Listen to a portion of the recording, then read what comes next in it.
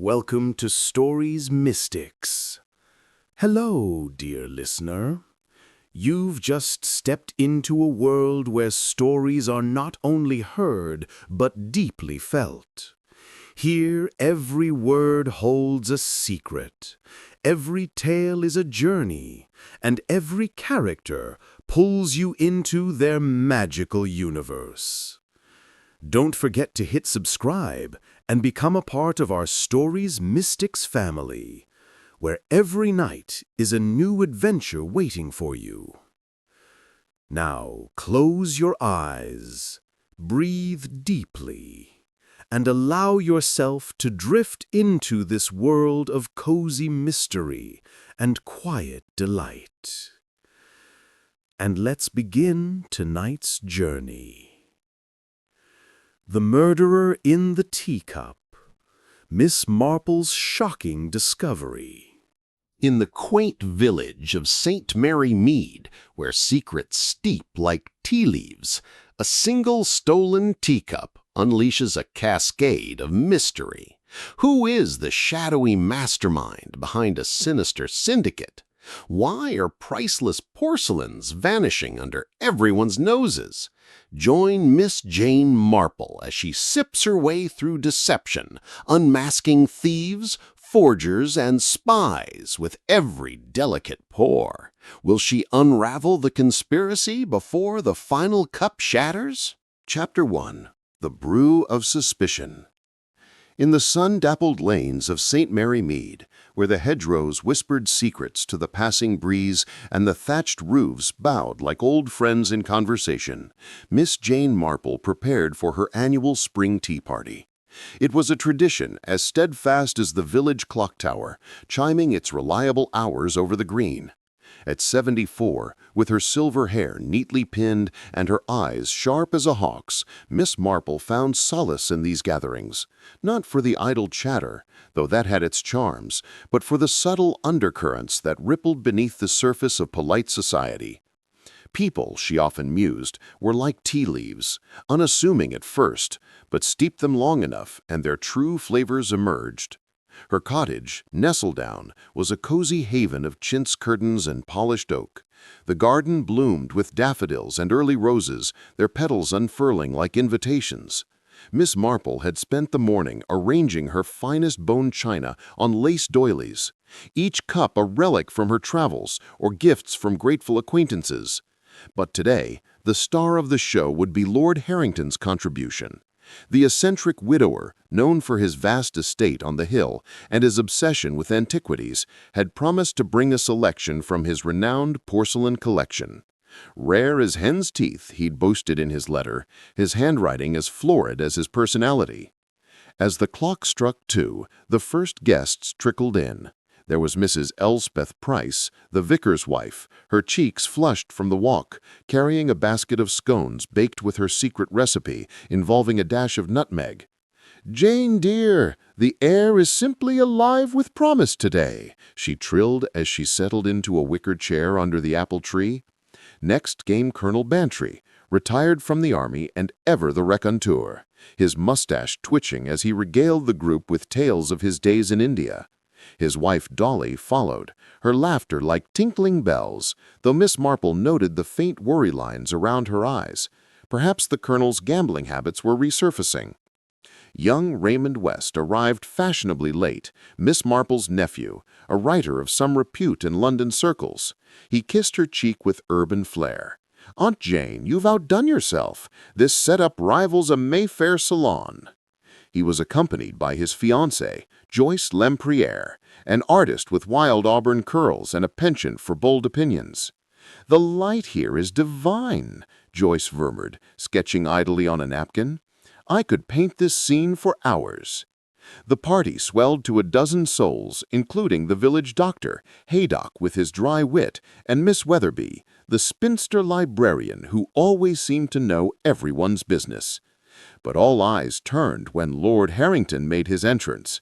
Tall and gaunt, with a mane of white hair and a velvet waistcoat straining over his ample belly, he carried a velvet-lined case as if it were the crown jewels. "Ladies and gentlemen," he announced, his voice booming like a stage actor's, "behold the Harrington Teacup Trove." He unlatched the case with a flourish, revealing a dozen exquisite porcelain cups, each nestled in foam. There was a Ming Dynasty piece with dragons coiling in azure blue, a delicate Sèvres from Versailles with gold filigree, and a rare Meissen with pastoral scenes so vivid one could almost hear the shepherd's flutes. The guests oohed and awed as he passed them around, cautioning, "Handle with care, my dears, these have sipped from the lips of emperors and queens." Miss Marple admired a Wedgwood cup, its jasperware blue as serene as a summer sky. "How fascinating, Lord Harrington. This one reminds me of a set I saw in Bath once, owned by a lady with quite the scandalous past." Her voice was soft, but her eyes missed nothing. The way the Lord's fingers trembled slightly as he handed over the pieces, or how his gaze darted to the faces around him. Tea was poured from silver pots, steaming with Assam and Ceylon blends. Scones were slathered with clotted cream and strawberry jam, cucumber sandwiches nibbled delicately. Conversation flowed like the brew, light at first, touching on the weather and the upcoming fete, then deepening into village gossip. Colonel Bantry lamented the rising cost of feed for his horses, while Mrs. Price shared news of a new altar cloth for the church. It was midway through the second pot when the incident occurred. Lord Harrington had just finished an anecdote about acquiring a cup from a Parisian auction, outbidding a Russian oligarch no less, when he reached for his favorite, the Sèvres with its intricate rose motifs. His hand met empty space on the table. "What the devil?" he blustered, his face turning percorous. "My Versailles rose! It's gone!" A hush fell on the garden, broken only by the distant coo of a dove. Guests exchanged glances. Teacups paused mid-air. "Perhaps it was misplaced," suggested Dolly Bantry, her voice tentative. But a quick search under chairs and behind bushes yielded nothing. Lord Harrington's outrage mounted. "This is theft! In daylight! Among friends! I demand an explanation!" Miss Marple set down her cup with a gentle clink, her mind already whirring like a well-oiled clockwork. She observed the group, Raymond's amused smirk, Joyce's wide-eyed surprise, the doctor's calm demeanor. But her gaze lingered on Mr. Pettigrew, the new village postman, a mousy man with wire-rimmed glasses and a habit of fidgeting. He'd been quiet, sipping his tea in small, nervous gulps, and now his saucer bore a peculiar mark, a crumb of scone, but not just any crumb. It was dusted with powdered sugar, the kind Lord Harrington sprinkled on his own treats, and it sat precisely where a teacup might have rested briefly. "Dear me," Miss Marple said mildly, "such a fuss over a cup. But perhaps it's not far. Mr. Pettigrew, might I trouble you for a look at your satchel? You mentioned delivering parcels today. Perhaps it slipped in by accident?" Pettigrew blanched, his Adam's apple bobbing. "Me? Why, I wouldn't dream." But under the collective stare, he opened his leather bag.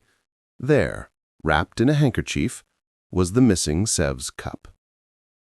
Gasps erupted.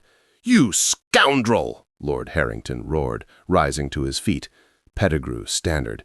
"It was just a lark. I thought it'd be funny to hide it. Show it off later. No harm meant." But Miss Marple shook her head, her voice steady. "A lark, with a piece worth thousands? No, Mr. Pettigrew, I think not. That crumb on your saucer, it's from Lord Harrington's special sugar bowl, which you couldn't have reached without leaning across the table. And your gloves, sir, they're smudged with porcelain dust, the kind that comes from handling antiques hastily."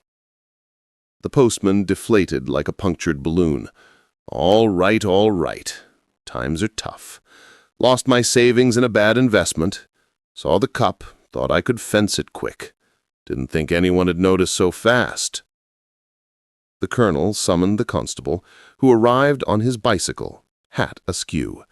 Pettigrew was led away, mumbling apologies, the cup safely returned to its case. Lord Harrington, mollified, raised a toast. To Miss Marple, the sharpest mind in St. Mary Mead. Without her, I'd be bereft. Laughter returned, the party resuming with renewed vigor. Stories flowed anew. Joyce shared her latest painting inspiration, a surreal landscape of floating teacups, while Raymond teased her about turning the theft into a mystery novel. Aunt Jane could be the heroine, solving crimes with a knitting needle and a keen eye. As the sun dipped lower, casting golden hues over the garden, guests began to depart. Hugs and promises of future visits echoed. Miss Marple waved them off from her doorstep, her smile serene. But as she cleared the table, something caught her eye. A small envelope tucked beneath Lord Harrington's case, overlooked in the commotion. It was unsealed, the paper fine and watermarked. Inside, a single note in elegant script. The rose is but the first petal. The garden hides thorns deeper still. Beware the collector's shadow. Miss Marple's brow furrowed. No signature, no clue to the sender. She slipped it into her pocket, glancing at the horizon where Harrington's estate loomed. A petty theft resolved, yes, but this whisper of something larger stirred her instincts. As she brewed a final cup for herself, the steam curling like questions in the air, she pondered, what shadows lurked in the world of rare porcelains? The village slumbered peacefully, but for Miss Marple, the brew of suspicion had only just begun to steep. The afternoon's warmth lingered in the air as Miss Marple tidied her garden, stacking chairs with deliberate care. Her mind, however, was far from the mundane. The note's words echoed. The garden hides thorns deeper still. It was poetic, almost taunting, unlike Pettigrew's clumsy grab. He was a small fish, she decided, perhaps unwitting bait in a larger pond. She recalled the guests' arrivals in detail. Mrs. Price had come alone, her basket heavy with baked goods. Could she have planted the note? Unlikely. Her piety was genuine, though Miss Marple knew even saints had secrets. Colonel Bantry's bluster covered a soft heart, but his financial woes mirrored Pettigrew's. Dolly's worry lines, perhaps debt collectors circling. Raymond and Joyce were family, but outsiders in a way. Raymond's writing often delved into intrigue. Had he noticed anything? Joyce's sketches, had she captured a suspicious glance? Dr. Haydock, with his medical bag always at hand. He'd excused himself briefly to check on a patient via telephone. Time enough to slip the envelope? Miss Weatherby, the librarian, had lingered near the case, her fingers tracing the air above the cups. Such history, she'd murmured. Knowledgeable about antiques, perhaps too much so. Lord Harrington himself, was the note a self-orchestrated drama? His boasts seemed genuine, but collectors often insured valuables extravagantly. A staged theft could yield a payout. Miss Marple sighed, sinking into her armchair by the window. The village green lay quiet, children playing hopscotch in the fading light. She sipped her tea, a robust Darjeeling this time, its tannins sharp on her tongue. Human nature, she reflected, was predictable in its unpredictability. Like the young maid in her nephew's household years ago, who stole silverware not for greed, but to fund a lover's escape. Motives twisted like vines. A knock at the door startled her. It was Constable Polk, hat in hand. Evening, Miss Marple. Just to update you, Pettigrew is singing like a canary. Says he got a tip from an anonymous letter suggesting the party as a prime spot for easy pickings. Thought it was luck. Anonymous, you say? Miss Marple's eyes twinkled. How intriguing. Did he keep the letter? Burned it, ma'am. Scared of traces. Of course. Thank you, Constable. Do have a biscuit before you go. As he left, munching contentedly, Miss Marple retrieved the note again. The paper smelled faintly of lavender, not a common scent in the village. Mrs. Price used rosewater. Dolly favored jasmine. Perhaps from farther afield. She decided on a stroll to clear her thoughts. The evening air was crisp, carrying the scent of wood smoke from chimneys. Passing the vicarage, she waved to Mrs. Price, who was tending her herb garden. "Lovely party, Jane. Though that excitement, my heart's still racing." "Indeed," Miss Marple replied. "Tell me, Elspeth, have you noticed any strangers about? Someone with an interest in antiques?" Mrs. Price paused, shears in hand. "Now that you mention it, there was a chap at the fate planning meeting last week. Tall, foreign accent, German, perhaps. Asked about Lord Harrington's collection. Said he was a dealer passing through." "Fascinating. Do describe him." "Dark hair, spectacles, a scar on his cheek like a dueling mark. Left abruptly when the colonel arrived." Miss Marple nodded thoughtfully. A dealer, or something more sinister. She continued her walk, passing the post office where Pettigrew worked. Lights were on. Perhaps his wife sorting mail. No, better not intrude tonight. At the edge of the village, Harrington's estate rose, its turrets silhouetted against the twilight. Lights flickered in the windows, suggesting the lord was home, perhaps cataloguing his treasures anew. Returning to Nestledown, Miss Marple lit a lamp and pulled out her knitting. The click of needles soothed her as she pieced together the puzzle. The theft resolved, yes, but the note suggested a chain. A conspiracy, perhaps, targeting collectors. Why St. Mary Mead? Why now? She recalled a similar case from her youth, a string of jewel thefts at country houses, orchestrated by a butler with a grudge. But here, teacups, symbols of civility, yet fragile, easily shattered. As night fell, stars pricking the sky like diamond pins, Miss Marple retired to bed. The party had ended well, harmony restored with tea and truths. Yet in the quiet hours, her mind brewed on. Tomorrow she'd visit Lord Harrington, probe gently about rivals or enemies. For now sleep beckoned, though dreams might swirl with porcelain phantoms. The next morning dawned bright, bird song filling the air.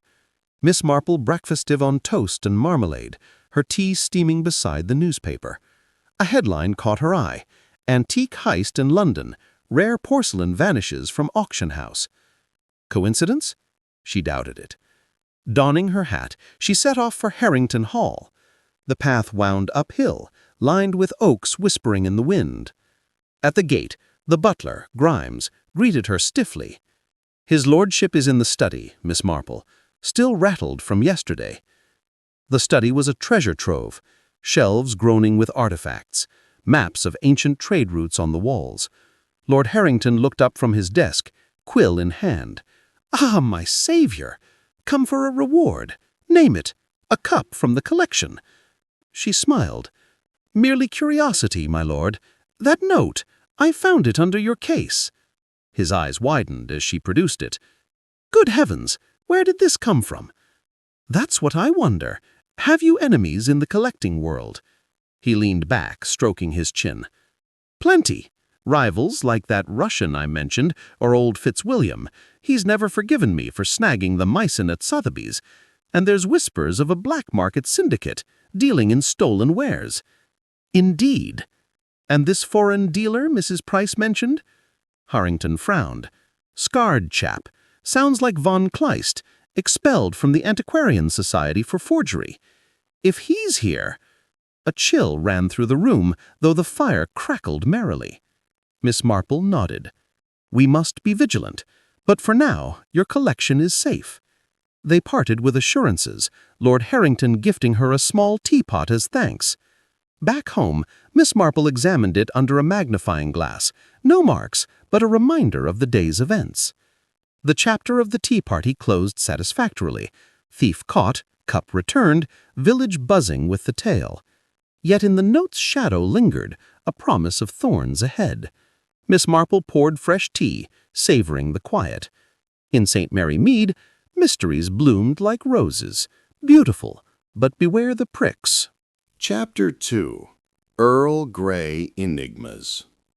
The morning mist clung to St. Mary Mead like a gossamer veil, softening the edges of whispering willows as Miss Jane Marple sat at her rosewood desk, the cryptic note from the tea party spread before her.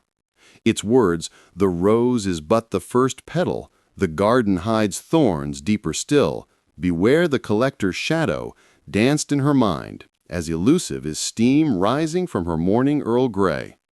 At 75, with her silver hair coiled neatly and her senses sharp as a tailor's needle, Miss Marple knew a single theft, even one as deftly resolved as Mr. Pettigrew's, was merely the overture to a grander opera. The note hinted at a conspiracy, and she intended to sip her way to its heart. Her teacup, a delicate spode with cornflower motifs, warmed her hands as she pondered her next move.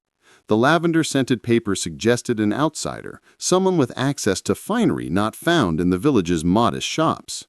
Pettigrew's confession had mentioned an anonymous letter luring him to the theft. A breadcrumb in a trail she suspected led far beyond St. Mary Mead's hedgerows. Her thoughts turned to the apothecary, Mr. Gideon Finch, whose shop brimmed with exotic herbs, and whose recent arrival had stirred whispers of intrigue. If anyone dealt in lavender or secrets, it would be him. Donning her tweed coat and a hat adorned with a single pheasant feather, Miss Marple set out. The village was stirring, its cobblestones glistening from the night's dew. Mrs. Tuttle, the baker, waved from her shop, her apron dusted with flour. "Off sleuthing again, Jane," she called, her grin teasing. "Merely a stroll, Agnes," Miss Marple replied, her smile demure, but her eyes twinkling. The apothecary's shop, the Saffron Vale, stood at the village's edge, its windows aglow with amber light. Its sign, painted with swirling vines, creaked in the breeze.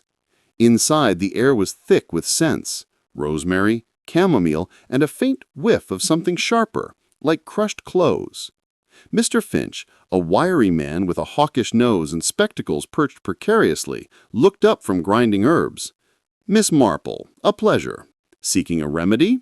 My lavender tisane soothes the nerves." "Perhaps later, Mr. Finch," she said, scanning the shelves lined with jars of dried leaves and powders. "I'm after a special blend, something with lavender perhaps, like the kind used in fine stationery." His fingers paused over the mortar. "Stationery, you say? I deal in herbs, not paper. Though lavender's popular, calms the spirit, scents the air." "Indeed. I found a note recently, scented so distinctly I thought of you. Have you supplied anyone with lavender essence lately?" Finch's smile tightened, his eyes darting to a ledger on the counter. "Many buy it. Mrs. Price for her sachets, Miss Weatherby for her headaches. Common enough." Miss Marple nodded, her gaze lingering on the ledger's worn cover. "May I trouble you for a peek at your sales, just to satisfy my curiosity?" Reluctantly, Finch slid the book forward. As he turned to fetch a jar, Miss Marple's nimble fingers flipped through the pages. Most entries were mundane: peppermint for digestion, sage for colds. But one caught her eye: a bulk order of lavender oil, delivered to an address in Lower Mead, signed only C.R. The date matched the week of her tea party. "Lower Mead," she mused aloud. "That's the old mill cottage, isn't it? Rented recently, I hear." Finch returned, his expression guarded. "Aye, a quiet tenant, keeps to themselves, paid in cash." Her interest piqued, Miss Marple thanked him and purchased a small vial of lavender tea, more for courtesy than need. The mill cottage was a mile's walk, its stone walls half hidden by willows along the river. She approached cautiously, noting the curtains drawn tight and a faint plume of smoke from the chimney. Knocking yielded no answer, but a rustle in the shrubbery made her turn. A young woman emerged, her auburn hair tucked under a scarf, her hands stained with earth. "Can I help you?" she asked, her voice clipped with a trace of an accent, perhaps Eastern European. "Forgive the intrusion. I'm Jane Marple from the village. I was admiring the cottage, such a charming spot. Are you the new tenant?" The woman hesitated, then nodded. Clara Rostov. I'm visiting, studying botany. Botany. How delightful. Do you source your herbs from Mr. Finch? His lavender is quite distinctive. Clara's eyes narrowed. I manage my own garden. Excuse me, I have work to do. She retreated inside, the door closing firmly. Miss Marple lingered, noting a pile of discarded tea leaves by the gate. Dark, coarse, unlike the blends favored in the village. Kneeling, she sifted through them, her fingers brushing against a shard of porcelain buried beneath. It was a fragment of a teacup, its edge painted with a familiar rose motif, identical to Lord Harrington's stolen Sévère. Her pulse quickened. This was no coincidence. Back at Whispering Willows, she examined the shard under a magnifying glass. The glaze was unmistakable, its craftsmanship too precise for a replica. But how had it reached the mill cottage? And why broken? She recalled Clara's guarded demeanor, the foreign lilt in her voice. Was she CR from Finch's ledger? And what of the lavender note? That afternoon, Miss Marple invited Miss Weatherby, the librarian, for tea. The spinster arrived promptly, her pince-nez glinting as she clutched a leather-bound volume on antique ceramics. Jane, you've a knack for stirring up excitement, she said, settling into a chintz armchair. The village hasn't stopped talking about your tea party triumph. You're too kind, Lavinia, Miss Marple replied, pouring Earl Grey from a silver pot. I'm curious about porcelain collectors. Any whispers of black market dealings in your circles? Miss Weatherby's lips pursed. Oh, plenty. There's a shadowy trade in stolen antiques, teacups, vases, even snuff boxes. Word is, a syndicate operates out of London, fencing pieces to foreign buyers. I heard of a Sévère cup surfacing in Prague last month, sold for a fortune.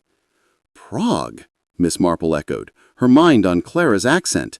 Have you come across a name, Clara Rostov, perhaps? Miss Weatherby frowned. Not in my books, but I'll check the guild registers. New faces in the trade often hide old sins. As they sipped, Miss Marple steered the conversation to the mill cottage. The new tenant there, studying botany, she says, yet I found something curious by her gate. She produced the porcelain shard, watching Miss Weatherby's reaction. Good heavens, the librarian gasped. That's Sèvres, no question, but broken. Such a travesty. Indeed. I wonder if our thief had accomplices, or if this shard tells another story. Miss Weatherby promised to inquire discreetly, leaving with a renewed sense of purpose. Alone, Miss Marple turned to her knitting, the click of needles a metronome to her thoughts. The shard suggested carelessness or desperation. If Clara was involved, was she a pawn or a player? The lavender note pointed to a larger scheme, one that toyed with collectors like Lord Harrington. The next day, Miss Marple visited the village post office, where Mrs. Pettigrew, the disgraced postman's wife, sorted letters with a weary air. "Miss Marple, I'm mortified about Harold," she said, her eyes red-rimmed. "He's no thief, not really, just tempted." "I understand, Mary," I soothed.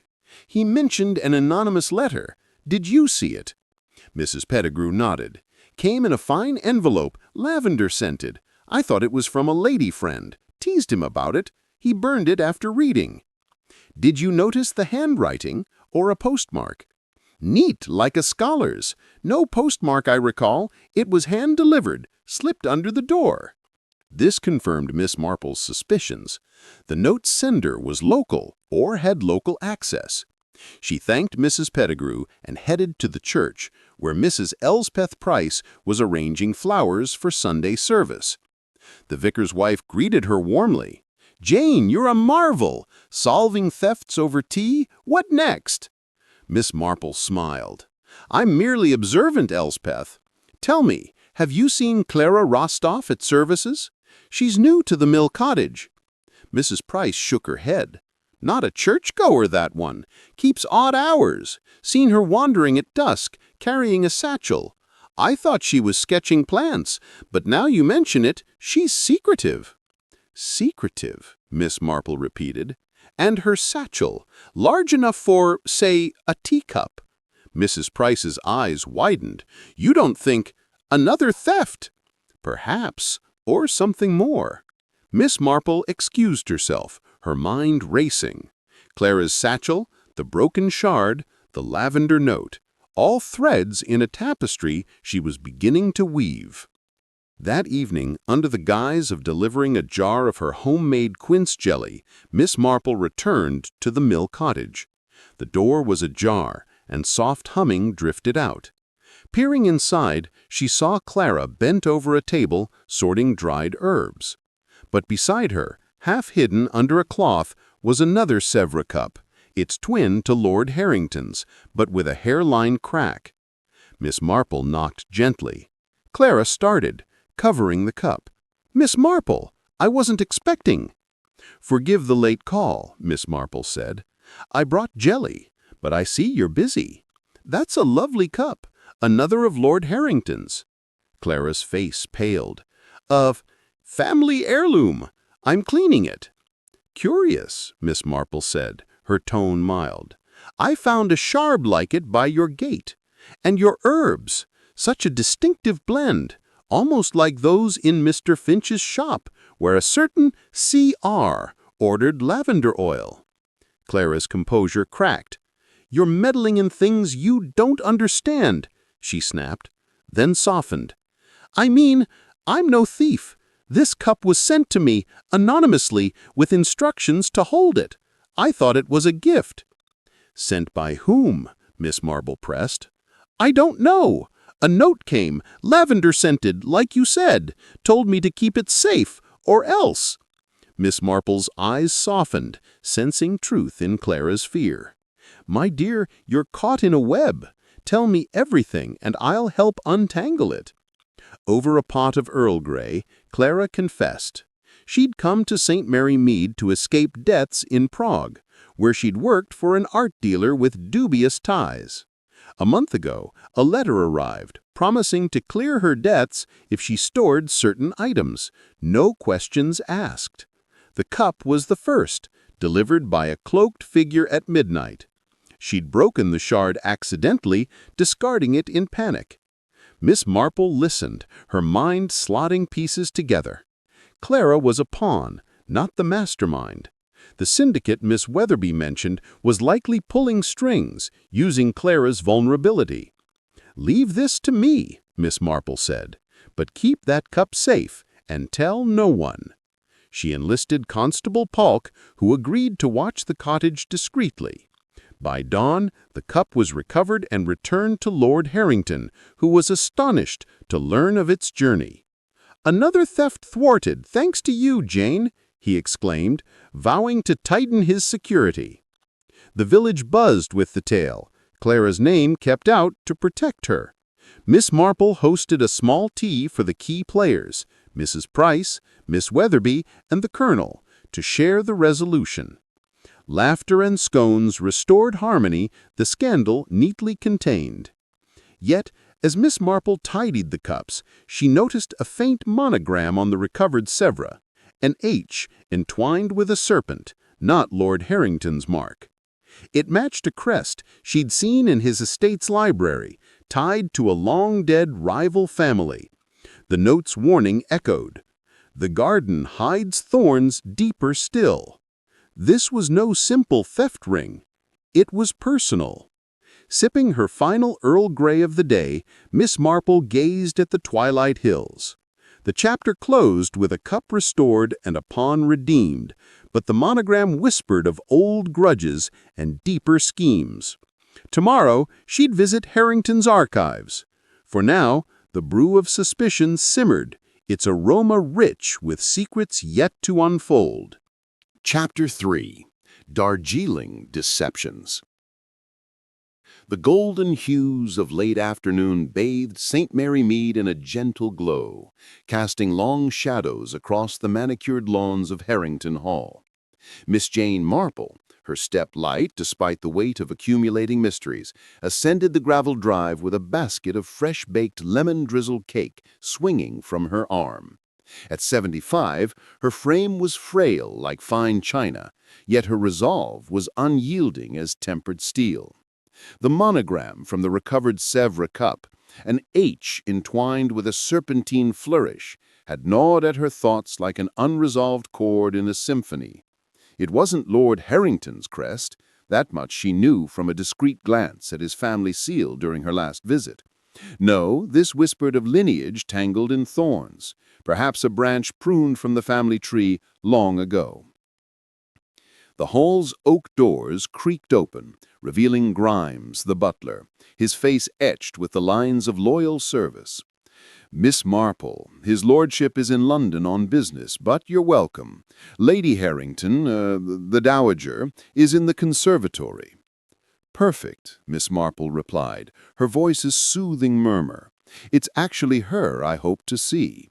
Old archives can be such dusty delights, and who better to navigate them than a family matriarch?" Grimes led her through marble-floored corridors lined with portraits of stern ancestors, their eyes following like silent judges. The conservatory was a tropical oasis, glass panes fogged with humidity, exotic orchids blooming in riotous colors. Dowager Lady Evelyn Harrington, a formidable woman in her 80s with pearl earrings and a spine straight as a ruler, sat amid the foliage, pruning a rare fern with silver shears.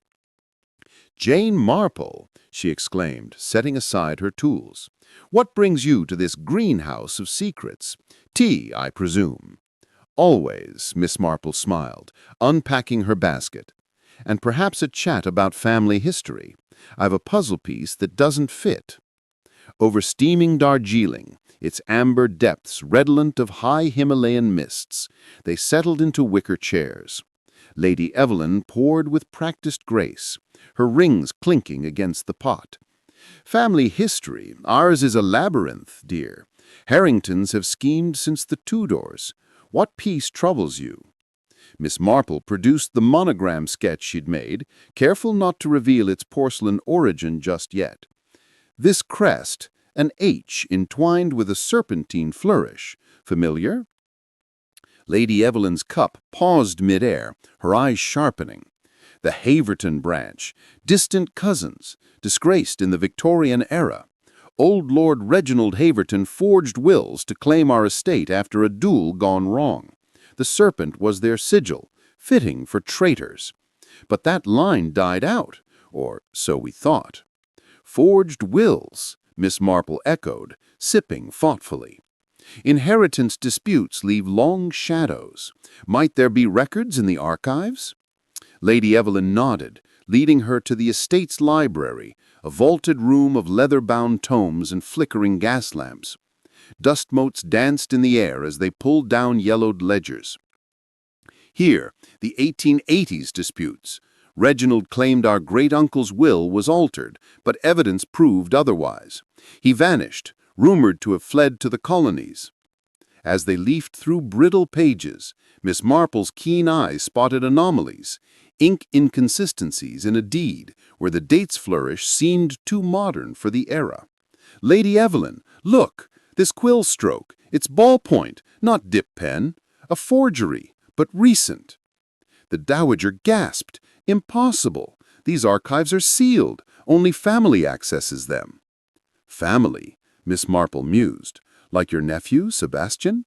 He's been visiting often, hasn't he?" Lady Harrington's face clouded. "Sebastian Voss, my late sister's boy. Ambitious lad, always poring over these books. Says it's for a genealogy project." A chill threaded the room, despite the fire's crackle.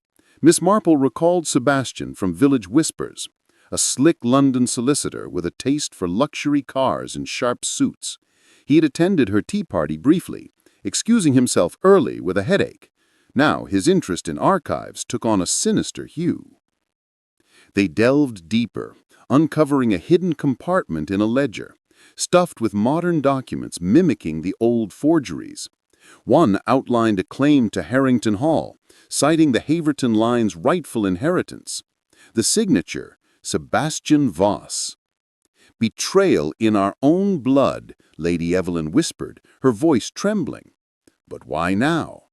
"Perhaps debts," Miss Marple suggested, "or greed. Let's confront him gently. Over tea, of course. Sebastian arrived that evening, summoned by a telegram from his aunt. He entered the drawing room with his usual charm, kissing Lady Evelyn's cheek. "Auntie, Miss Marple, what a surprise. Business in town?" "Family business," Miss Marple said mildly, offering him a cup of Darjeeling. "We've been reviewing the archives. Fascinating, the Haverton crest." His hand faltered, spilling a drop. "Crest? Oh, that old tale. Mere curiosity."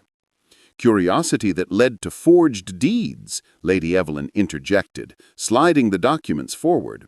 "Explain yourself, boy." His facade cracked, color draining from his face. "It's not what it seems. I was researching for a client. Anonymous, paid well."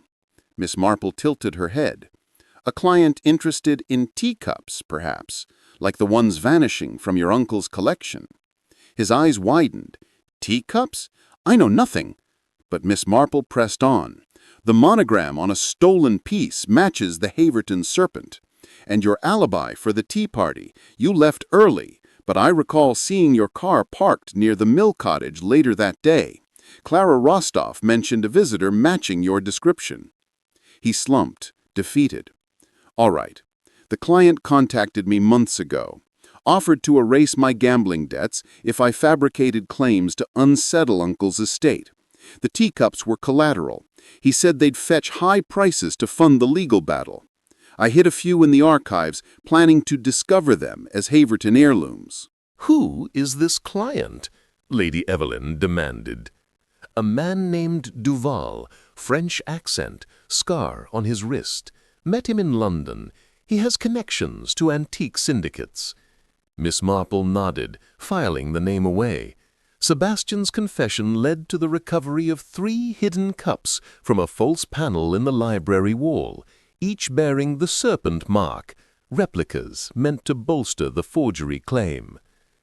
Constable Polk arrived discreetly, taking Sebastian into custody for questioning. "No hard feelings, Aunt," the nephew muttered as he was led away. "It was just business." Lady Evelyn watched him go, her eyes steely. "Business that nearly shattered our legacy." The estate settled into quiet relief. Miss Marple stayed for supper, sharing stories of past deceptions she'd unraveled. A maid who forged love letters in Devon, a banker altering ledgers in Kent.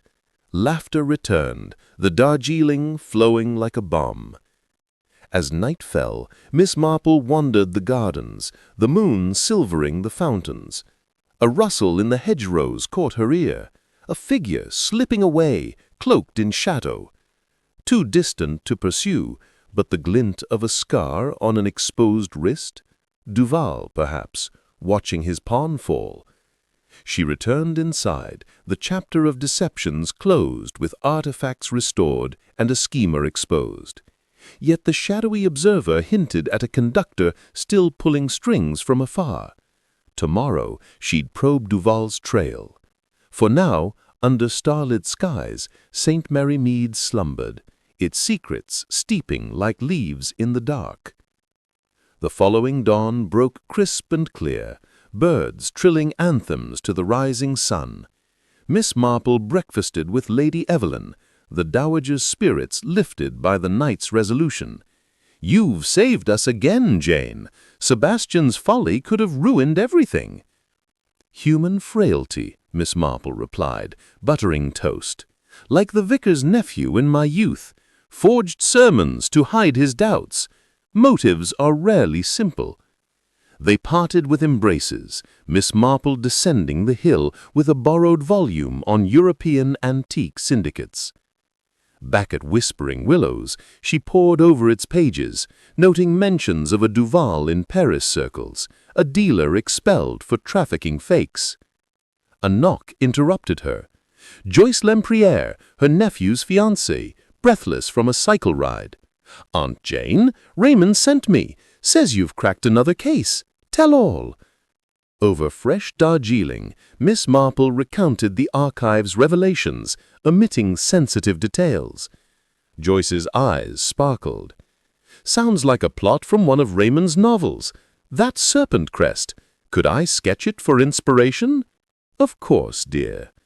As Joyce drew, Miss Marple watched her strokes, noting how art captured essence where words faltered. The afternoon brought Dr. Haydock for a checkup, his bag brimming with vials. Heard about Sebastian, shocking. Any ties to the village ailments? Odd stomach complaints lately. Miss Marple's brow furrowed. Stomach? Like from tainted tea, perhaps?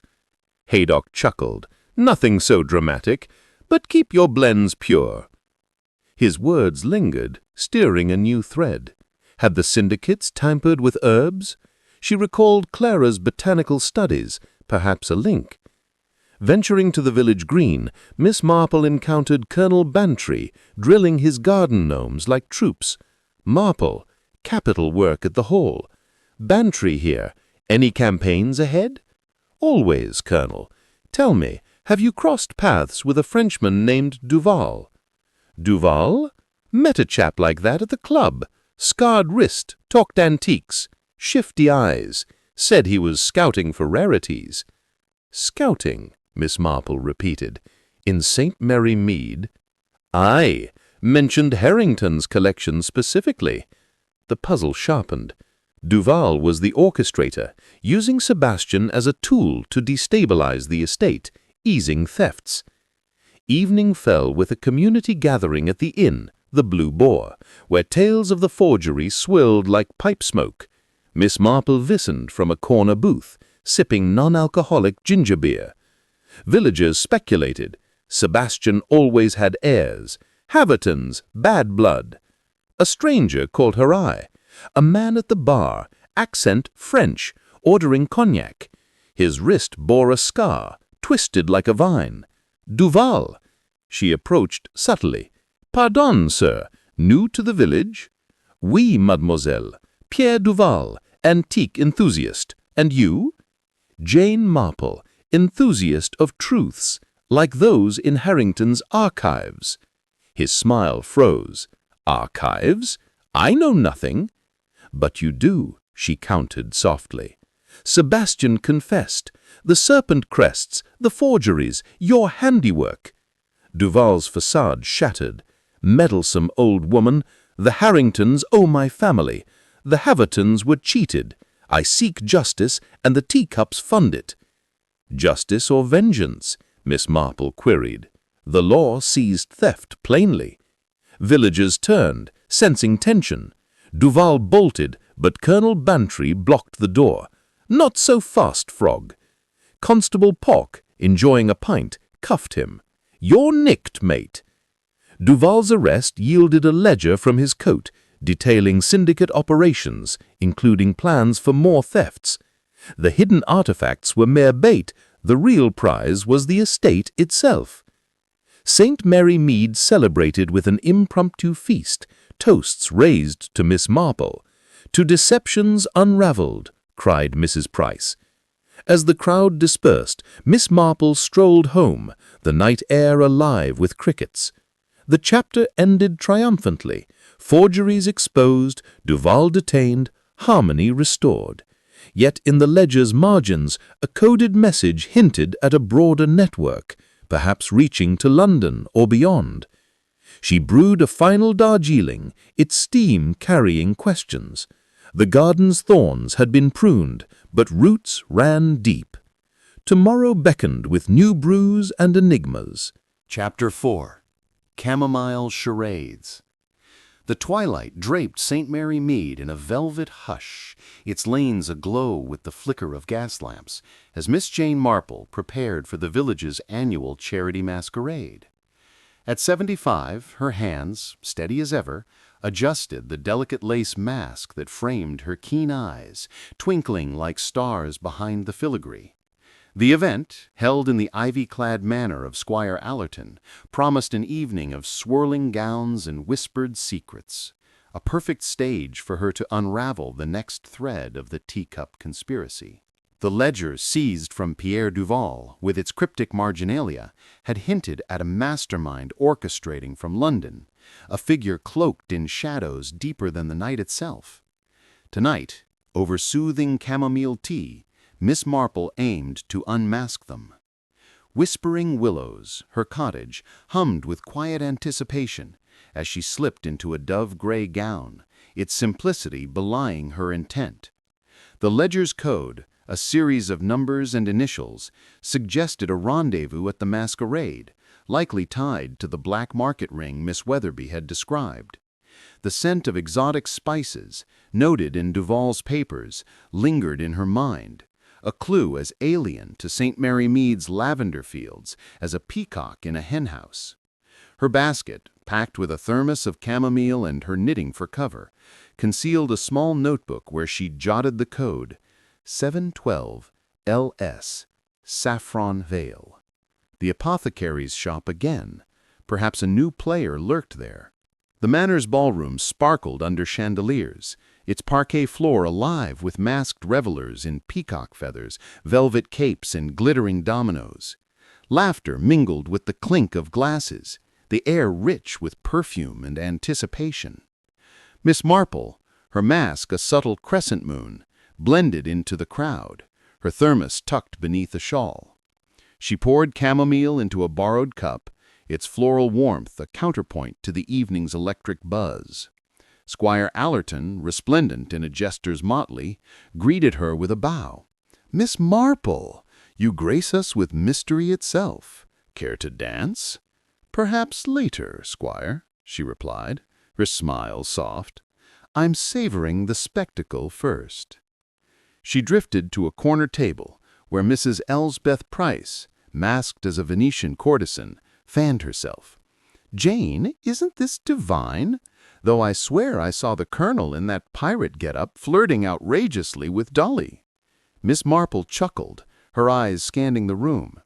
Colonel Bantry, indeed piratical with an eye patch, twirled his wife, whose swan mask gleamed. Raymond West, her nephew, sported a harlequin disguise, while Joyce Lempriere, as a bohemian muse, sketched dancers in a notebook. But Miss Marple's gaze lingered on a figure in a crimson cloak, their mask a gilded lion, moving with a grace that seemed practiced, almost predatory. Their gloved hand clutched a saucer, and as they turned, a faint scent of cardamom wafted by, exotic, like the spices in Duval's papers. Sipping her chamomile, Miss Marple approached the buffet, where Miss Weatherby, in a scholarly owl mask, nibbled a macaron.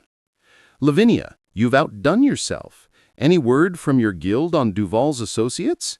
Miss Weatherby leaned close, her voice a whisper. A name surfaced, Lucien Sauvage, a London dealer with ties to Istanbul markets, known for fencing rarities.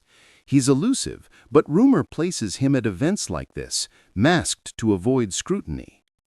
"Lucien Sauvage," Miss Marple repeated, her mind clicking like a lock. L.S. from the ledger. And his habits? Fond of spices, cardamom in his tea, they say. A showman, always cloaked dramatically. Her pulse quickened. The crimson figure was near the orchestra now, conversing with a masked woman in emerald silk. Miss Marple edged closer, catching fragments of their talk. The next piece, Midnight, Saffron Vale. The woman nodded, slipping something into the lion's cloak. A saucer, perhaps. Pretending to adjust her shawl, Miss Marple sidled to a pillar, her knitting needles clicking as a pretext. The emerald-masked woman vanished into the crowd, but the lion-masked figure lingered, sipping from a cup. The cardamom scent was unmistakable now, sharp against the ballroom's floral haze. She needed evidence, something tangible to link Sauvage to the teacup thefts. The music swelled, a waltz inviting couples to the floor.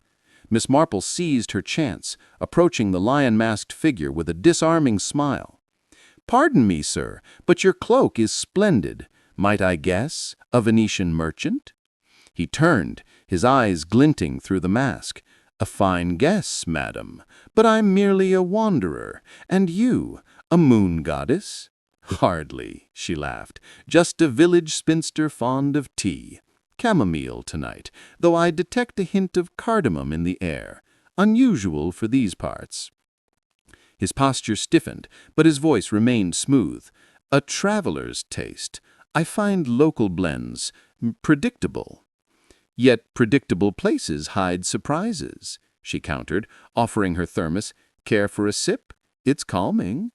He declined with a wave, but as he did, a small object slipped from his cloak, a silver saucer, etched with a code mirroring the ledgers, 712. It clattered to the floor, drawing eyes. Miss Marple knelt swiftly, retrieving it. Yours, I believe? His hand shot out, but she held firm, her voice low. This saucer, it's from Lord Harrington's collection, isn't it? Stolen, like the others. The lion's eyes narrowed. You're mistaken, old woman. That's mine. Then you won't mind if I show it to the squire, she said, turning towards Allerton, who was nearby. The lion grabbed her wrist, but Colonel Bantry, ever vigilant, intervened. Hands off, sir. Trouble with Miss Marple is trouble with us all. A murmur rippled through the crowd. The lion-masked figure froze, then bolted towards the terrace doors. Miss Marple, spry despite her years, signaled Raymond, who was near the exit. Dear, block that door. Raymond, quick on his feet, tackled the figure, unmasking him as they fell. Lucien Sauvage, his face angular and his eyes blazing, glared up. You'll regret this, he hissed. Squire Allerton summoned Constable Pork, who arrived in his own makeshift knight's costume, armor clanking comically. Lucien Sauvage, you're under arrest for suspected theft, Pork declared, cuffing him as the crowd gasped. Miss Marple handed the saucer to Pork. Examine this, Constable. It's etched with a code, likely a drop point for stolen goods. The Saffron Veil. Midnight. Pork nodded, escorting Sauvage away. The masquerade resumed, but the air buzzed with excitement. Mrs. Price approached, fanning herself. Jane, you've turned our ball into a thriller. How did you know? A scent, a saucer, and a hunch, Miss Marple replied, pouring more chamomile. Human nature leaves trails, like crumbs on a tablecloth. Joyce, sketching furiously, chimed in. Aunt Jane, this is better than a novel. That code, can I include it in my next exhibit? Only if you credit chamomile's calming influence, Miss Marple teased. As the night waned, Miss Marple slipped to the terrace, needing air. The gardens were a labyrinth of roses and moonlit fountains, their whispers a counterpoint to the music inside. She sipped her tea, reflecting on Sauvage's capture. The saucer's code confirmed the apothecary's shop as a hub, but the emerald-masked woman remained a mystery, an accomplice still at large. A rustle in the rosebushes startled her. A figure in emerald silk emerged, unmasked now, a woman with sharp cheekbones and eyes like polished jet. Miss Marple, she said, her voice low, accented with a hint of Turkish. You've meddled enough. Leave the teacups alone, or the thorns will prick deeper. Miss Marple's grip tightened on her thermos. And you are?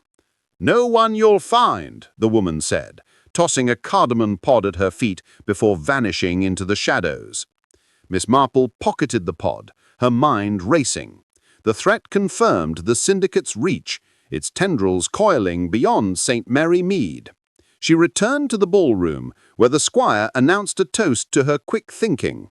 To Miss Marple, our guardian of gala and justice. Laughter and clinking glasses filled the air, the evening's drama dissolving into merriment. Miss Marple joined Dolly Bantry for a final waltz, her steps light but her thoughts heavy with the Emerald Woman's warning. At midnight, she accompanied Pork to the Saffron Veil, where Mr. Finch, roused from sleep, opened the shop. What's this about, Miss Marple? He grumbled, rubbing his eyes. A precaution, she said, pointing to a crate in the corner. Pork pried it open, revealing a cache of teacups, Harringtons, each etched with the syndicate's code. Finch paled. I swear, I thought they were imports. A woman in green delivered them, said they were samples. Miss Marple nodded. No fault of yours, Mr. Finch, but mind your suppliers. The cups were catalogued for return, and Finch promised vigilance. Back at Whispering Willows, Miss Marple brewed a late-night chamomile, its steam curling like questions. The masquerade had unmasked Sauvage and thwarted a heist, restoring a sliver of peace. Yet the Emerald Woman's threat lingered, her cardamom pod a taunt from the syndicate's heart. Tomorrow, Miss Marple would trace the ribbon's origin, perhaps to London's underbelly. For now, she savoured her chamomile, its calm a shield against the thorns yet to come. Chapter 5. Oolong Omens. The dawn air in St. Mary Mead carried a crisp edge, as if the village itself held its breath, sensing the undercurrents of secrets yet to surface. Miss Jane Marple, at 75, stood at her cottage gate, whispering willows, her eyes tracing the mist that wreathed the distant hills.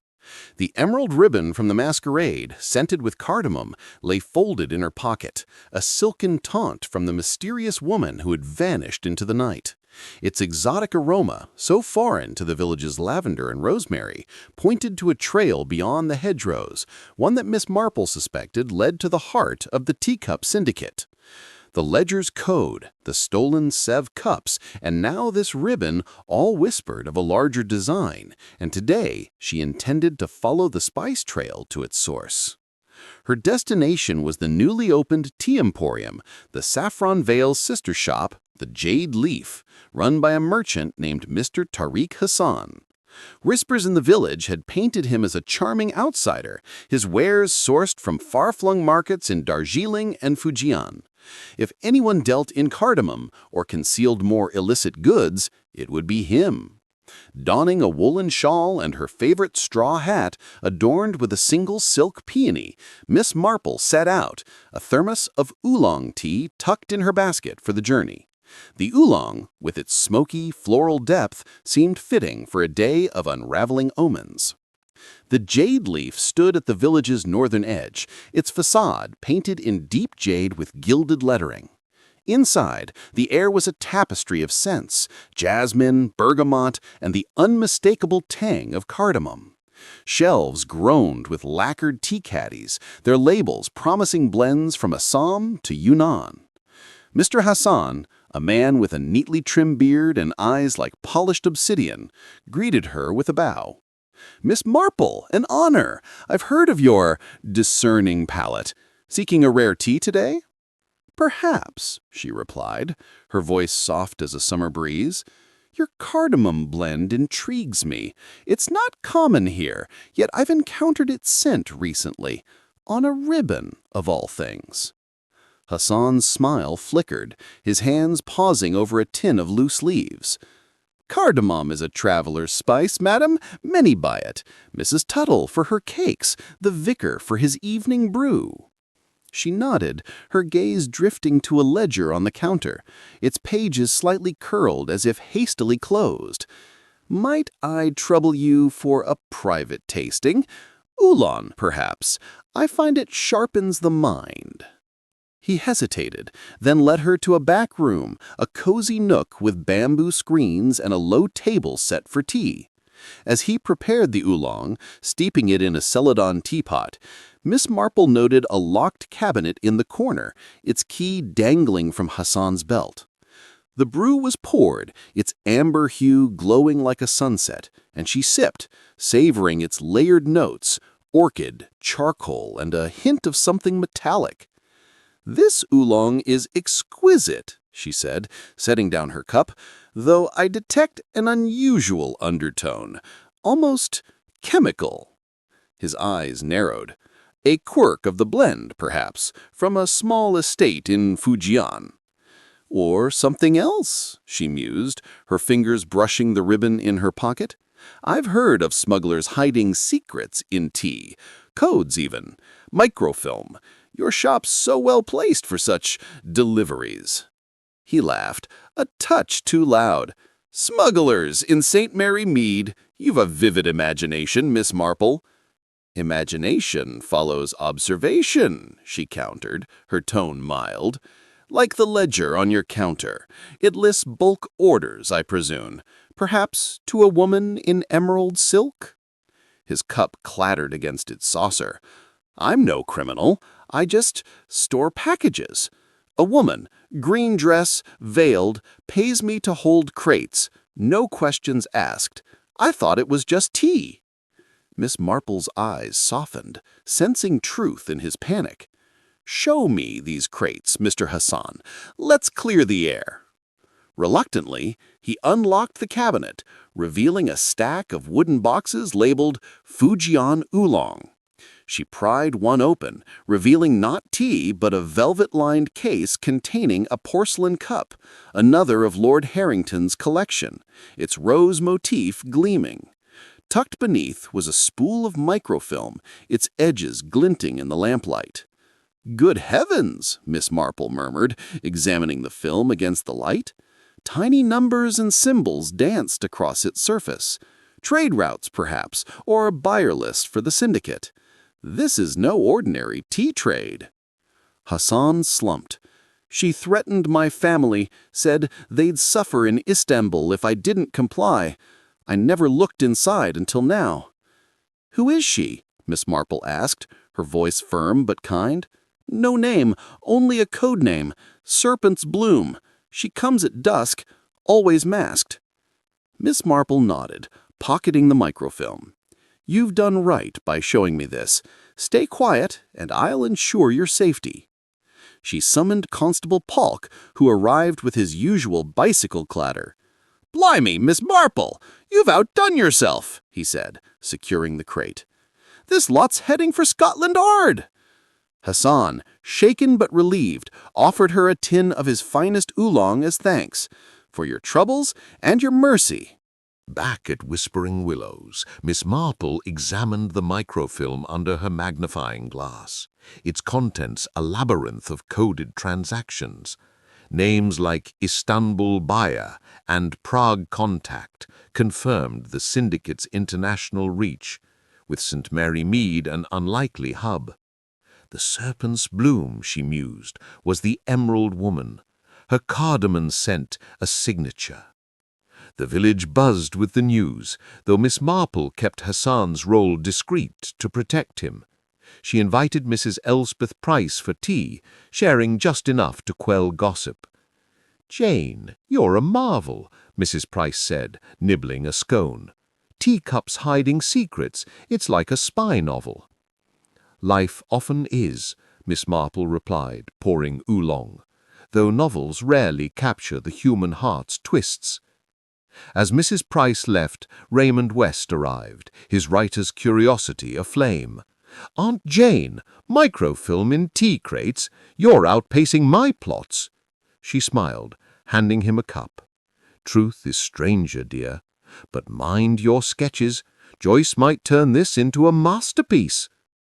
That evening, Miss Marple visited Clara Rostoff at the mill cottage, finding her tending a new herb bed. "Miss Marple, you're relentless," Clara said, offering a shy smile. "Heard about the tea shop? Any more surprises?" "Perhaps one," Miss Marple said, producing a photograph from the microfilm, enlarged by the village photographer. It showed a woman in emerald, her face partially obscured, but her posture unmistakable. "Recognize her?" Clara paled. She visited once, weeks ago, dropped off a package, said it was herbs. I burned it, scared of trouble. "Wise, dear. But keep your doors locked. The Serpent's Bloom is still at large."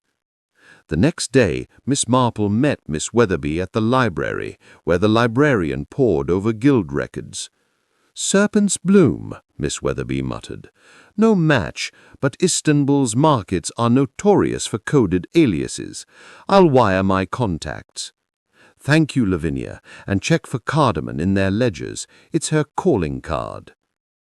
As the week unfolded, Miss Marple kept a low profile, her knitting a meditative rhythm. The village hummed with spring. Children flew kites, Mrs. Tuttle's bakery wafted cinnamon. Yet the omens lingered. A postcard slipped under her door, its front a serene tea garden, its back a single line in elegant script. "The bloom wilts last. Seek the saffron sauce. No lavender this time, but the cardamom scent clung to the paper. Miss Marple tucked it away, her mind turning to the saffron veil. Mr. Finch, though cleared of theft, had admitted to receiving crates from the Emerald Woman. Was he still a link? She visited the apothecary under the guise of buying chamomile, finding Finch nervous but cooperative. Miss Marple, I've cut ties with that woman, he insisted, showing her his ledger. No more strange deliveries. But a new entry caught her eye. A shipment of saffron ordered by L.S. for delivery to London. Saffron, she murmured, costly as gold and perfect for hiding secrets. Finch frowned. Just a spice order, a client in the city, pays well. May I have the address? She asked, her tone disarming. He scribbled it down, a nondescript London warehouse. Miss Marple thanked him, her plan forming. She wired Scotland Yard, alerting them to the microfilm and the warehouse. By dusk, a telegram confirmed a raid. The warehouse held crates of stolen antiques, including another of Harrington's cups, and evidence linking to Istanbul. The village celebrated quietly, the news shared over pints at the Blue Boar. Colonel Bantry, ever the soldier, toasted Miss Marple. You've routed the enemy, Jane. Spies in our teacups. What's next? Peace, I hope, she replied, sipping ginger beer, though peace is a shy guest. As the crowd thinned, Miss Marple strolled home, the stars a canopy above. The chapter closed with the syndicate's tendrils clipped, the microfilm secured, and Hassan's shop cleared. Yet the postcard's warning, "The bloom wilts last," echoed like a distant drum. The serpent's bloom remained free, her saffron trail leading beyond the village. At Whispering Willows, Miss Marple brewed a final oolong, its smoke curling like omens. Tomorrow she'd trace the postcard's postmark, perhaps to London's shadowed alleys. For now she savoured the quiet, her knitting a shield against the mysteries brewing in the dark. Chapter 6. Peppermint Perils. The fog rolled thick over St. Mary Mead, cloaking its cobblestone lanes in a ghostly shroud as Miss Jane Marple boarded the 7:15 train to London. At 75, her frame was slight, but her resolve burned bright, fueled by the cryptic postcard that had slipped under her door at Whispering Willows. Its words, "The bloom wilts last, seek the saffron source," carried the now familiar scent of cardamom, a taunt from the elusive serpent's bloom. The postmark, smudged but legible, pointed to a London sorting office, and Miss Marple, with a thermos of peppermint tea tucked in her basket, was determined to chase this thread to the heart of the Teacup syndicate. The train's rhythmic clatter mirrored her thoughts. Each clue, from stolen porcelain to microfilm, had woven a tapestry of intrigue, and now a new peril loomed. Her compartment was a cozy cocoon of polished wood and velvet seats, shared with a handful of passengers, a hurried businessman scribbling in a ledger, a young woman in a cloche hat reading a novel, and an elderly man with a cane dozing fitfully. Miss Marple sipped her peppermint tea, its sharp mint clearing her mind as she studied her companions. The businessman's pen scratched erratically, his cufflinks glinting with a serpentine design, too close to the Haverton crest for comfort. The young woman's novel, a spy thriller, was dog-eared at a chapter on coded messages. The old man's cane bore a carved initial L, faintly visible in the lamplight. Coincidence, or pieces of the puzzle? As the train chugged through misty fields, Miss Marple opened her notebook, reviewing the syndicate's trail. Pettigrew's theft, Sebastian's forgeries, Sauvage's heist, and the microfilm in Hassan's shop.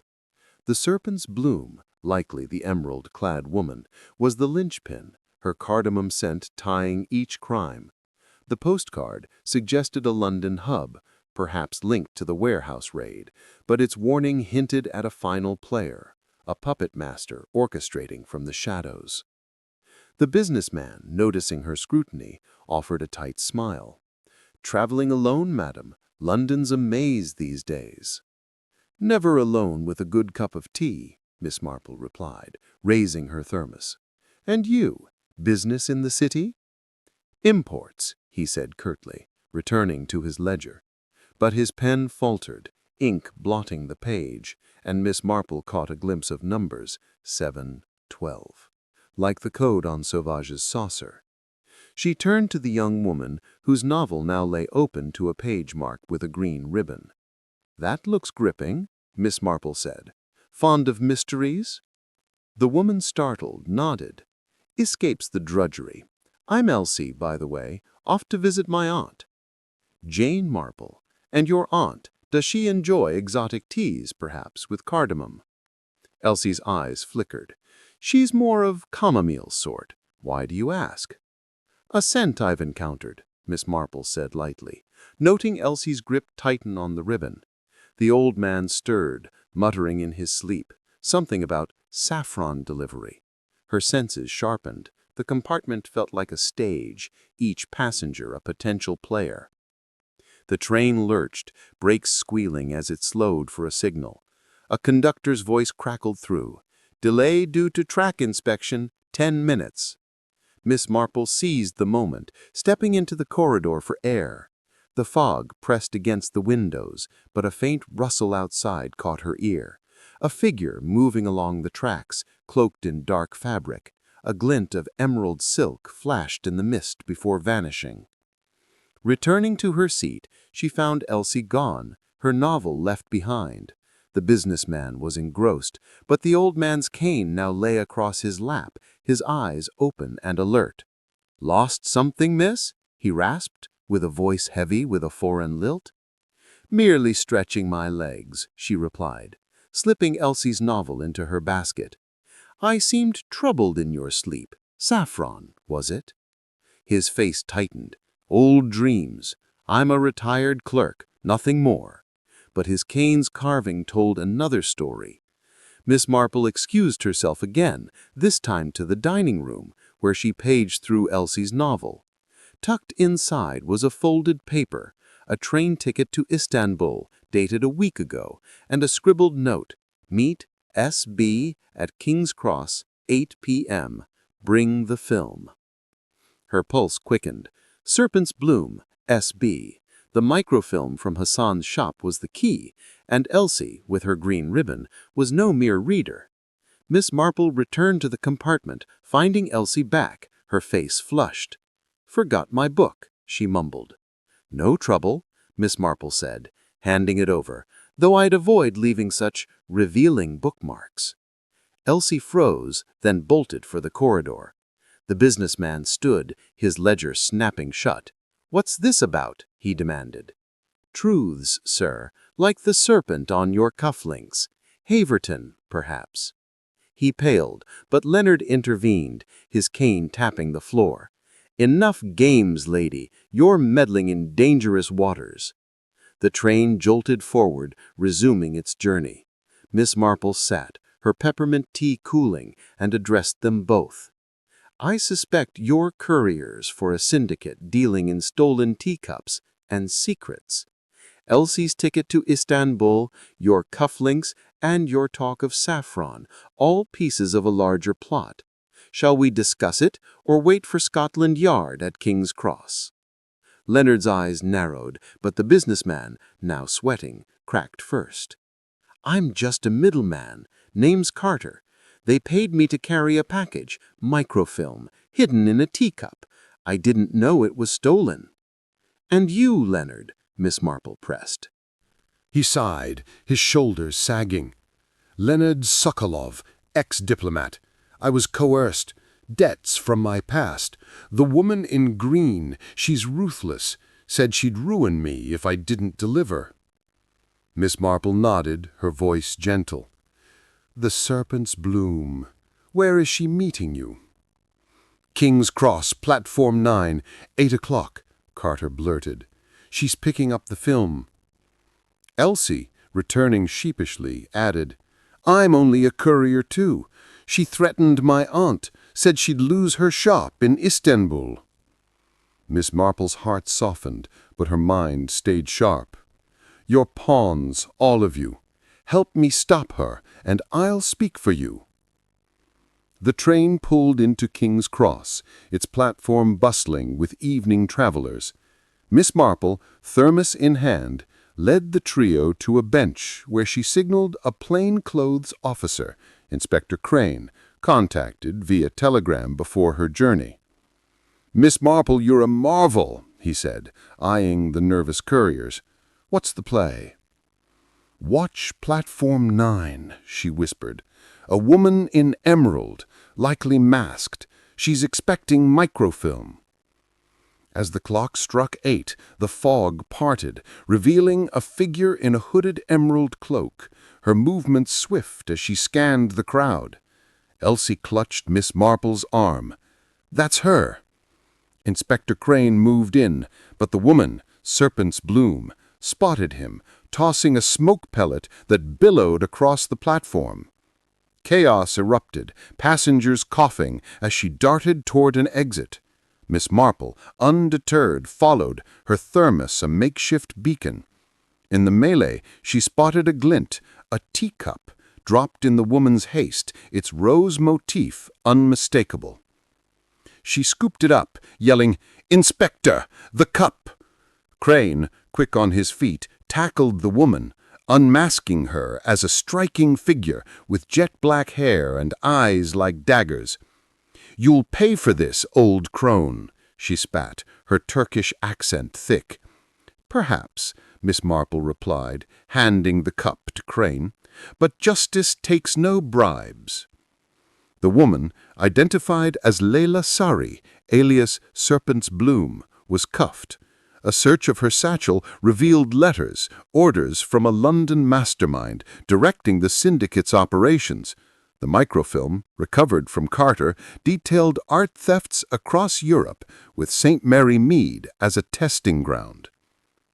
Back in the village by midnight, Miss Marple hosted a quiet tea with Raymond and Joyce at Whispering Willows. "Aunt Jane, you faced a spy ring on a train," Raymond exclaimed, scribbling notes. "This is my next novel." Joyce sketched the teacup, her eyes alight. "The drama of it, smoke, fog, and peppermint." Miss Marple smiled, pouring more tea. "Drama is human nature, dear, like the grocer's boy in my youth, smuggling letters for love. Motives twist like vines." The next day, she visited Clara Rostov, sharing the resolution.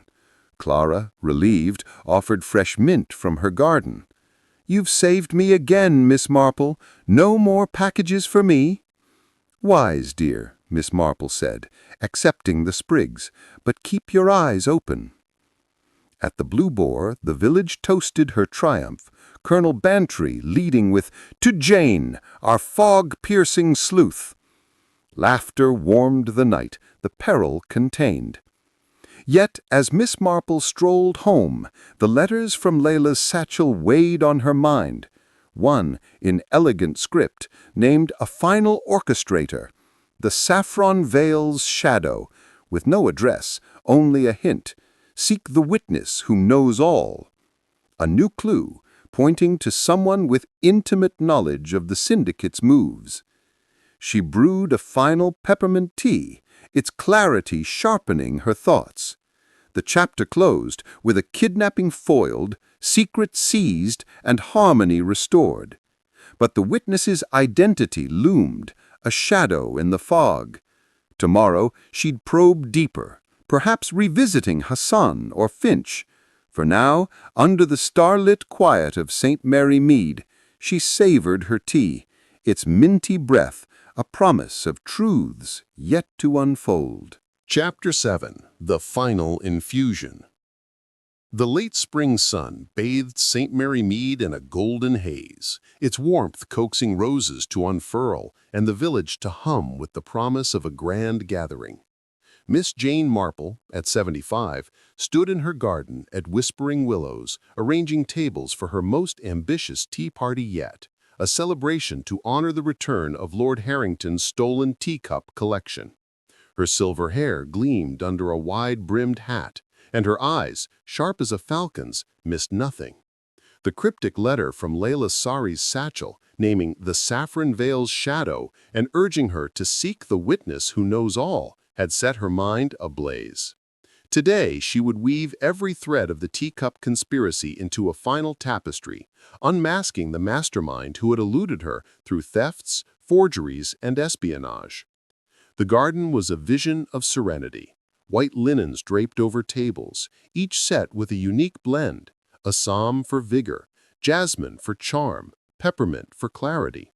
Miss Marple had tailored each pot to the guests' tastes, a subtle lure to loosen tongues.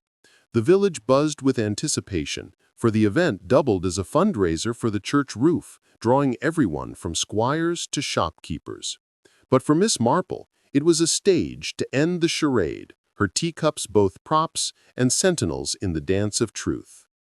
As guests arrived, laughter mingled with the clink of porcelain. Mrs. Elspeth Price, in a floral dress, carried a tray of her famous lavender shortbread. "Jane, this is a triumph," she exclaimed, setting down her offering. Colonel Bantry, his mustache freshly waxed, arrived with Dolly, whose sapphire brooch sparkled like a promise. Raymond West, Miss Marple's nephew, escorted Joyce Lempriere, her artist's eye already sketching the scene. Mr. Tariq Hassan, now cleared of wrongdoing, brought a tin of rare oolong, his smile tentative but grateful. Clara Rostov, the mill cottage tenant, arrived shyly, clutching a bouquet of mint from her garden. Lord Harrington, resplendent in a tweed suit, presided over his reclaimed collection, displayed on a velvet-draped table. "Miss Marple, you've restored my treasures," he boomed, raising a cup of Darjeeling. "To your genius." She smiled demurely, her gaze sweeping the crowd. The witness, she knew, was among them, someone who had seen the syndicate's moves, perhaps unwittingly. The letter's shadow pointed to the Saffron Veil, but Mr. Finch, the apothecary, had been forthcoming. Who else? Her eyes lingered on Miss Lavinia Weatherby, the librarian whose owl-like glasses hid a mind as sharp as her own. Lavinia had provided guild contacts, but always seemed to know more than she let on. Miss Marple circulated, pouring tea with practiced grace, her ears attuned to every nuance. At Colonel Bantry's table, she noted his stirring, clockwise, precise, a soldier's habit. Dolly's teaspoon tapped nervously, her chatter too bright. Raymond swirled his jasmine tea absent-mindedly, lost in writerly thoughts, while Joyce sipped peppermint, her sketches capturing guests' quirks. Clara, sipping chamomile, avoided eye contact, her fingers twisting her mint bouquet. At Lavinia's table, Miss Marple paused. "Your Assam suits you, Lavinia. Bold, like your knowledge of antiques. Have you uncovered more on the syndicate?" Lavinia adjusted her glasses. "Fragments, Jane. Istanbul's markets are a maze, but I heard of a figure, the Saffron Veil's shadow, pulling strings from London. No name, only whispers." "Whispers are a start," Miss Marple said, noting Lavinia's teaspoon, a silver piece with a serpent motif, unlike the others. "That's a striking spoon, a gift." Lavinia's hand froze. "An heirloom, family crest, long forgotten." Miss Marple's pulse quickened. The serpent, again, Haverton's mark. She moved to Hassan's table, where he savored oolong. "Mr. Hassan, your blends are divine. Ever receive letters with your shipments, perhaps scented with cardamom?" He shook his head. "No letters, only invoices. Though a woman once left a note, unsigned, with my saffron order. I tossed it, thought it was a mistake." "Describe her," Miss Marple pressed gently. "Tall, veiled, emerald shawl, spoke softly, like a breeze." "The serpent's bloom, or her agent." Miss Marple thanked him, her mind weaving connections.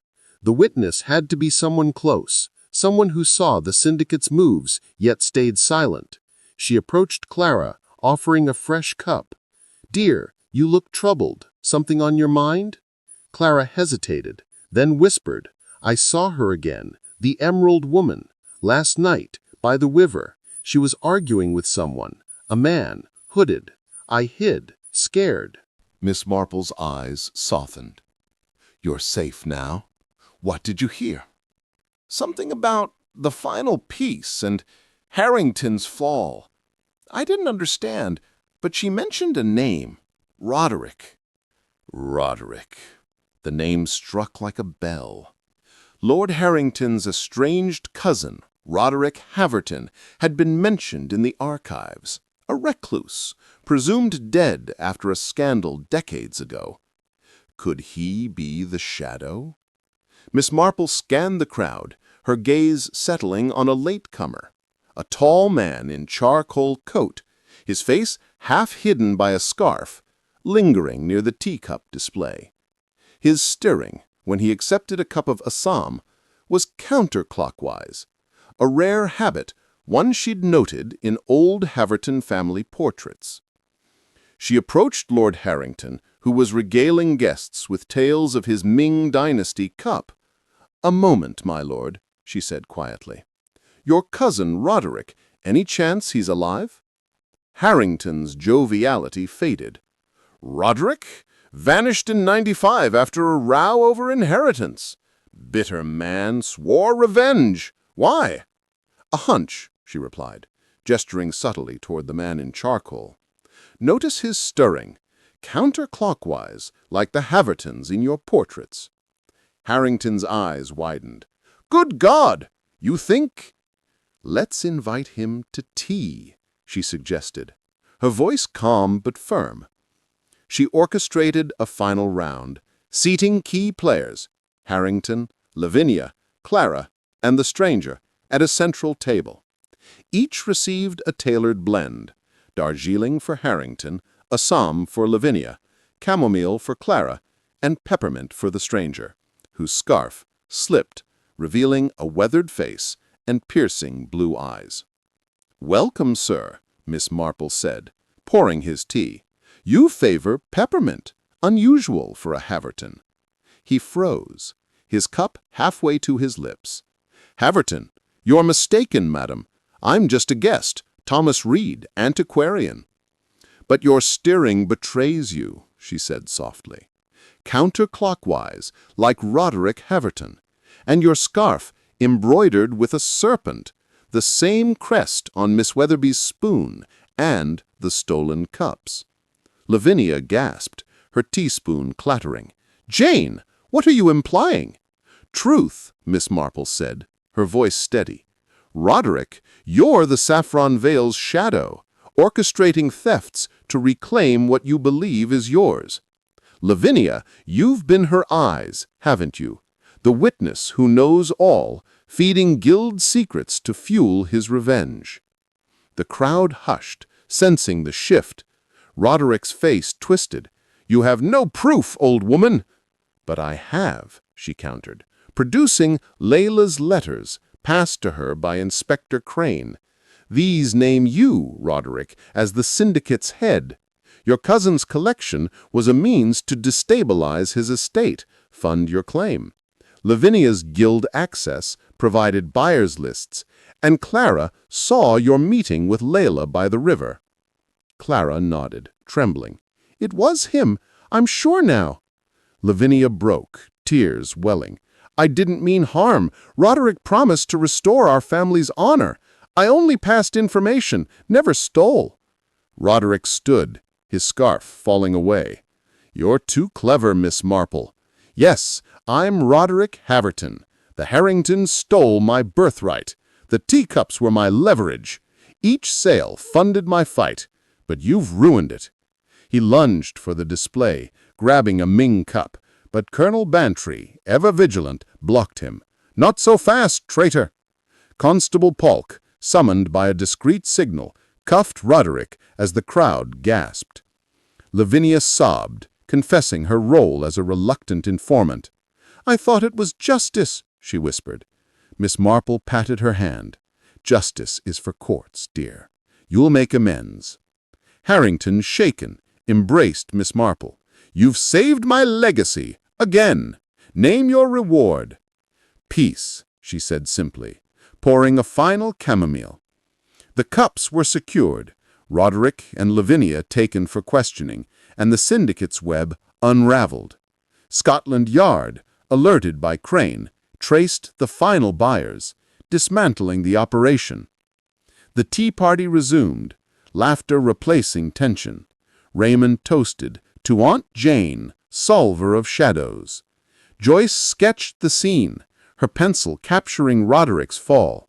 Mrs. Price led a hymn, the village united in gratitude. As dusk fell, Miss Marple wandered her garden, the stars emerging like pearls. The conspiracy was ended, its thorns uprooted. She sat by her hearth, brewing a solitary chamomile, its steam a gentle farewell to the saga. St. Mary Mead slumbered, its secrets steeped and solved, her teacup tactics triumphant. The next morning, she breakfasted with Clara, who gifted her a sprig of mint. "You've given me a new start, Miss Marple. No more shadows." "Nor for us all," she replied, smiling. At the Blue Boar, tales of the tea party swirled, the village aglow with pride. Miss Marple declined further invitations, choosing her armchair and knitting. The final infusion was complete. No more clues, no more thorns. Only the quiet joy of a village safe, its harmony restored under her watchful eye.